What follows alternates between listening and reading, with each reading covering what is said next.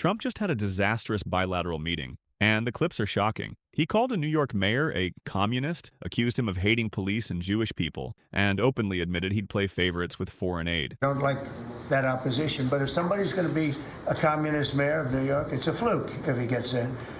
There are a lot of failed people that he's running against. I mean, you have inferior candidates or something, because it's impossible to think that New York City can have a communist mayor. He's a communist. He's not a socialist, by the way. There's a big difference. He's a communist. He's down and dirty. He's a communist. He hates police. He wants to get rid of all police. I mean, how can a policeman? He hates Jewish people, and yet he's got Jewish people supporting. He hates Jewish people. So it comes through the White House. The funding for New York and for every place comes through the White House. And I'm very generous, and I was always very generous with New York, even when you had opposition there, but I was always very generous. But I wouldn't be generous to a communist, a guy that's going to take the money and throw it out the window. As reporters start shouting over each other, Trump gives a gesture, clearly irritated by the noise. It's a classic Trump moment, trying to control the room while keeping his composure on camera. He often does this to project authority, even when the situation gets a bit chaotic. Are you worried about the influence of China in Argentina? Sorry. Go ahead. How is this Argentina rescue package America first? And Trump smeared the NYC mayor with extreme claims. There's no evidence the mayor wants to abolish the police or hates Jewish people. He exaggerates to make him look radical. And then Trump goes off on President Biden. Again. He starts ranting about how Biden supposedly has a low IQ and is surrounded by radical left lunatics. It's the same recycled insult he's used for years, but this time he leans in even harder, trying to paint Biden as both dumb and dangerous. This is just Trump's classic play. Discredit your opponent with insults when you have no real argument. What is your plan for Venezuela? But is the terrorism, the narco-terrorism in the President Maduro? What is your plan about it? Venezuela's done a couple of things very badly. Number one, we get drugs and all of that. But we get something in a way worse, because they're a big purveyor of drugs, but we have worse. What they do very well is they send their criminals into the United States, and they send Tren de Aragua, that you know very well. You're from Venezuela, I assume. And they send them in by the thousands, literally. And these are the worst of all. And they empty their prisons into the United States. They empty their mental institutions into the United States. And because we had a president who's low IQ, he didn't realize what was going on. And the people that are high IQ that surround him, but they happen to be lunatics, radical left, they're highly intelligent, radical left lunatics, okay? So in a way, that's worse than having a guy like Biden. But they ran the show. And then Trump shifts gears to talk about China. And of course, he makes it all about himself. He brags about having this great relationship with Xi Jinping, like their personal chemistry was the key to global peace. But at the same time, he frames China as constantly trying to take advantage of the US, as if only he could stop them. It's this weird mix of bragging and paranoia. China?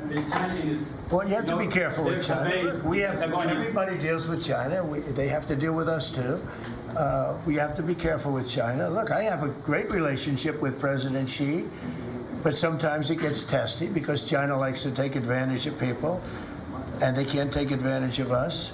But we have a fair relationship with China, and I think it'll be fine. And if it's not, that's okay too. You have to do and go where the punches are thrown.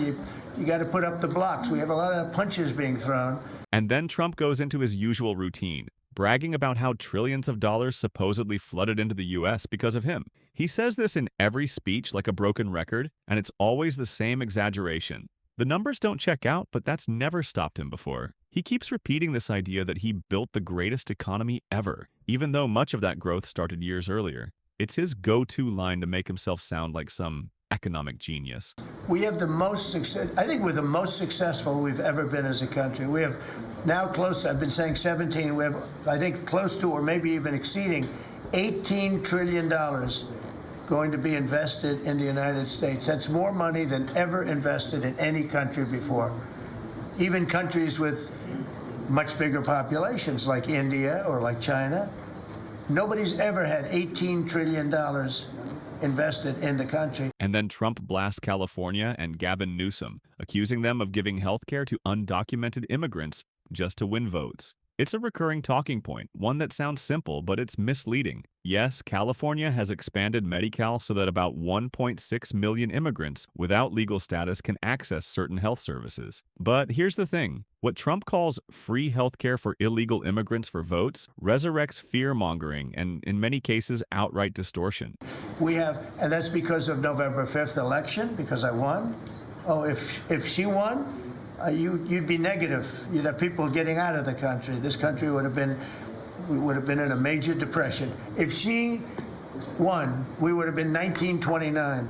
They'd like to see that anyway. That's why they keep the government laws. They have a shutdown based on nonsense. They want to give away 1.5, think of it, they want to give away $1.5 trillion to people that come into the country illegally.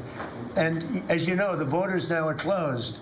But when they hear that they get the greatest health care package in the world and they have no money, but they're living okay in another country, they head up and they start forming caravans and they try and come into our country.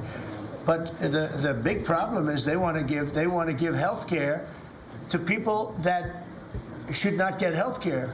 They want to give health care to illegal immigrants by the millions.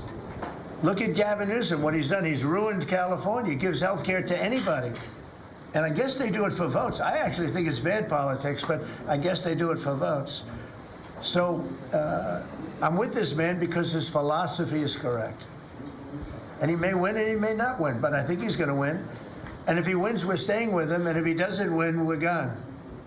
And then Trump turns on Spain, threatening to punish Madrid with tariffs and even suggesting they be kicked out of NATO because they wouldn't raise defense spending to his 5% target. That's performative grandstanding. Spain has publicly committed to roughly 2.1% of GDP, a politically realistic plan Madrid negotiated with NATO, not the 5% Trump demanded. No NATO member currently spends 5% of GDP, and the alliance's baseline has long been 2%, with recent summit language encouraging higher spending over time, not an immediate, legally binding 5% cutoff. So Trump's threat is more about headline politics than workable diplomacy. Thank you, Mr. President. Last week you said that NATO should consider expelling Spain. What? You said that NATO should consider expelling Spain. Would you support that?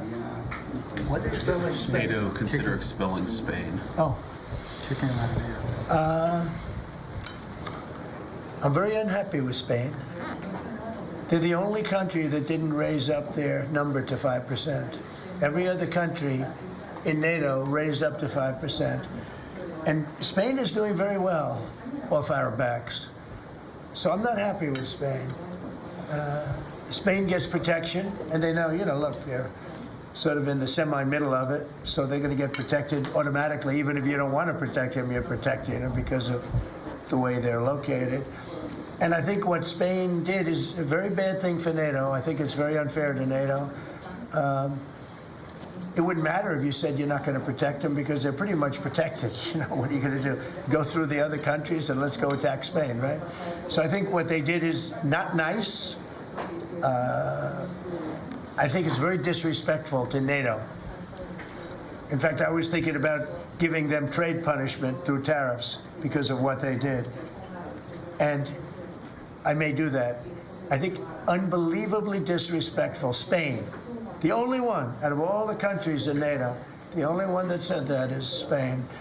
And I think I think they should be punished for that. Yes, I do. And finally, Trump shifts to his usual attack on Democrats, saying the radical left has completely taken over the party and ruined it.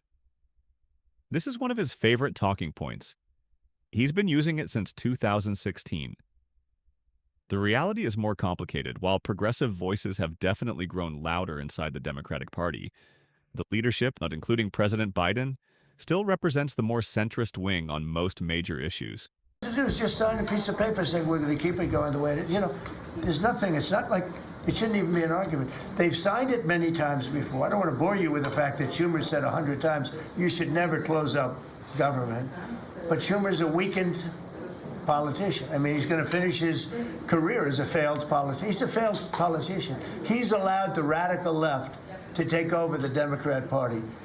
So if they write books about that, if they write books about him, they're going to have to say that his career ended by allowing the radical left to take over the party. I mean, I won an election in a landslide because people are not into the radical left, and the Democrat Party is. People didn't want to see men playing in women's sports. They didn't want to see transgender for everybody. They didn't want to see all of the different things that they do that's so crazy. Open borders. I mean, the worst thing that he did to us is not inflation, because we fixed inflation. Prices are way down. I don't know if you saw that gasoline went to 58 just now. Did you see what's going on with gasoline?